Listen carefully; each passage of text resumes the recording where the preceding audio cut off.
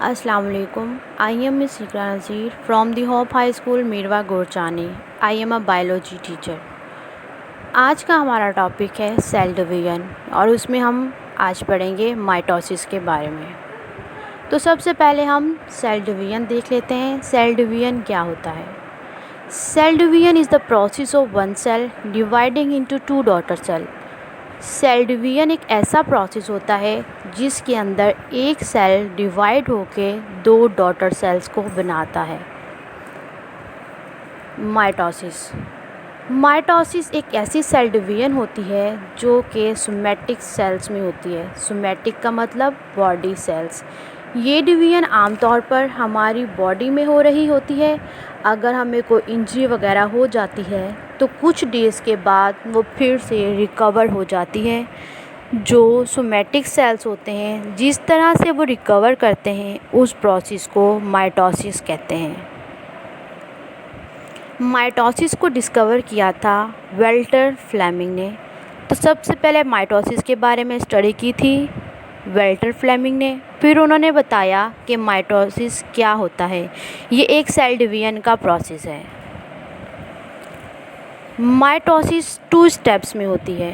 First step है karyokinesis and second step है cytokinesis.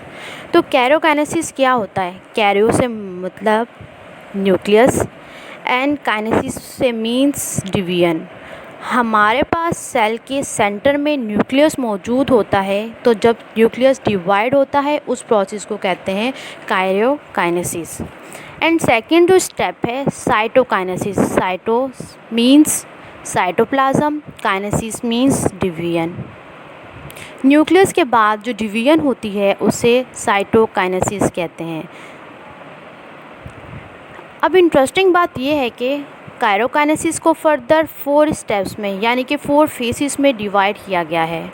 उसका फर्स्ट फेज़ है प्रोफेज, सेकंड है मेटाफेज, थर्ड है एनाफेज एंड फोर्थ है टीलोफेज।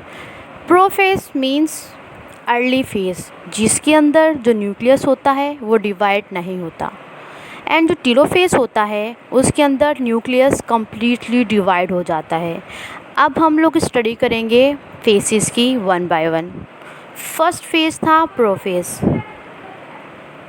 इस डायग्राम में देखें तो ये क्या है? एक सेल है। सेल के सेंटर में न्यूक्लियस मौजूद है। ये हमारे सेंट्रियोल्स मौजूद हैं जो कि स्पाइंडल फाइबर बनाते हैं। ये जो क्रोमोसोम्स हैं वो इसमें कंडेंस हो रहे हैं, तो इस तरह जो क्रोमेटिन मटेरियल है वो इस स्टेप में कंडेंस होना शुरू हो जाता है। लेकिन जो सेल होता है वो इसी फॉर्म में होता है। अब हम एक और डायग्राम देखते हैं, उसमें आप लोगों को क्लियर हो जाएगा कि प्रोफेज में क्या होता है। ये जो डायग्राम है इसमें आप देख सकते हैं कि न्यूक्लियस है, उसकी जो मेम्ब्रेन है वो डिग्रेड होना शुरू हो गई है, मींस डिसअपियर होना शुरू हो गई है, और क्रोमोसोम्स अपीयर हो गए हैं। क्रोमोसोम्स अपीयर होने से पहले जो हमारे पास जेनेटिक मटेरियल होता है उसे क्रोमेटिड्स कहते हैं। क्रोमेटिड्स मटेरियल जब कंडेंस होता है तो वो क्रोमोसोम्स बनते हैं। तो ये आपको क्रोमोसोम्स नज़र आ रहे हैं, और क्रोमोसोम्स का जो सिंगल पार्ट होता है उसे क्रोमेटिड्स कहते हैं।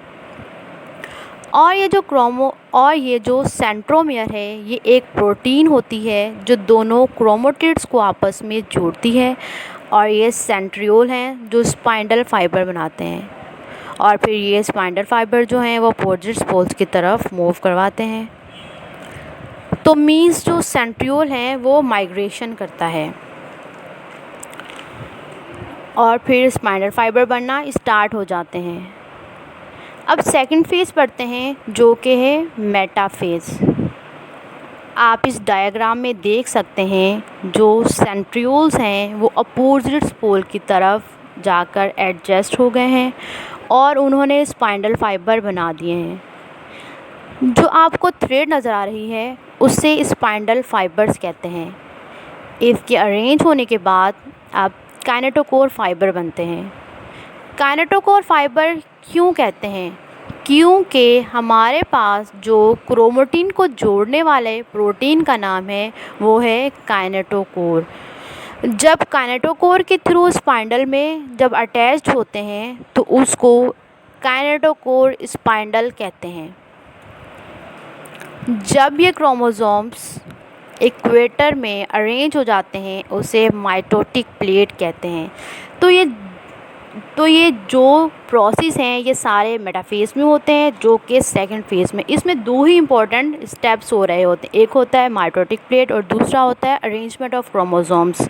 मींस जो कि क्रोमोसोम्स होते हैं वो इक्वेटर में जाकर अरेंज हो जाते हैं। अब हम पढ़ते हैं थर्ड फेज़ यानी कि एनाफेज।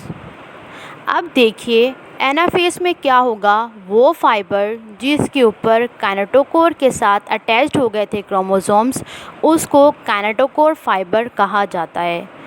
काइनेटोकोर वो क्या करते हैं, अट्रैक्ट करते हैं क्रोमेटिड्स को अपोजिट पोल की तरफ। क्रोमेटिड्स अब अलग अलग हो गए हैं तो यहाँ पर दो ग्रुप्स बन गए हैं और ये जो सेंट्रियोल्स मौजूद हैं जिन्होंने स्पाइंडल फाइबर बनाए थे। अब हमारे पास एनाफेज में यही होगा, जो क्रोमोसोम्स हैं वो अलग अलग होकर अपोजिट पोल की तरफ मूव करने लगते हैं, फिर ये दो अलग अलग ग्रुप्स बना लेते हैं।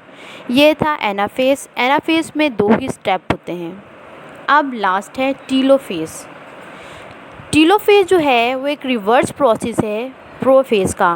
प्रोफेज में न्यूक्लियर एनवलप थी वो डिसअपियर हो रही थी, इसमें टीलोफेज में न्यूक्लियर एनवलप अपीयर होना शुरू हो जाती है और दोबारा से क्रोमोसोम्स जो हैं वो क्रोमेटिन मटेरियल में कंडेंस हो जाते हैं और फिर ये क्रोमेटिन में नज़र आते हैं। ये रिवर्स प्रोसेस है प्रोफेज का और न्यूक्लियर एनवलप अपीयर हो जाएगी। ये आपको नज़र आ रहा है इस पिक में, न्यूक्लियस बन गया है और फिर न्यूक्लियस डिवीजन भी हो जाएगी, एक न्यूक्लियस से दो न्यूक्लियस बन जाएंगे। यहाँ पर काइरोकाइनेसिस कंप्लीट हो जाता है। Thank you.